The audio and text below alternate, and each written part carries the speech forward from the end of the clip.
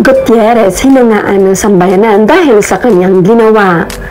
Isang madamdaming mensahe ang inaalay ng kapamilya actress na si Janine Gutierrez para sa kanyang yaya Pat.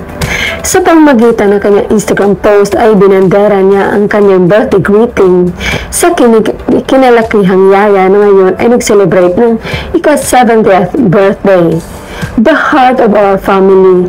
Happy 70th birthday Yaya Pat, pagbati ni Janine. Kwento ni Janine bago pa man siya ipanganak hanggang sa ngayon, malalaki na sila ikasama na ng kanilang pamilya ang kanilang yaya.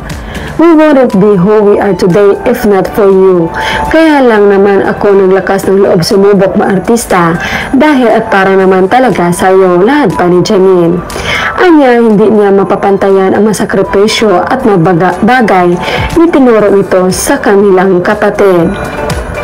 Sipa ni Janine, kahit alam ko na hindi ko mapapantayan lahat ng ibinigay, itinuro, sinakripisyo at ginawa mo para sa aming magkakapatid at kina mama at papa, sana alam mo na patuloy kong susubukang tapatan ito. I love you so much and we owe you everything. Happy birthday, Ya! Kalakip ng pagbati ni Janine ang mga larawan at video nila ni Yaya Pat mula nung bata siya hanggang sa kanilang selebrasyon sa isang restaurant. Magaling ilang netizens at followers ng kapamilya actress ay nagpaabot ang kanilang pagbati kay Yaya Pat at sinabing swerte ang mga ito sa isa't isa. Happy birthday Yaya Pat! Nung una po kitang na-met, kwento mo agad yung pagpalaki mo kay Nini Janine. You and your story feels so humbling po. Always take care po Yaya Pat, sana malapit sa actress.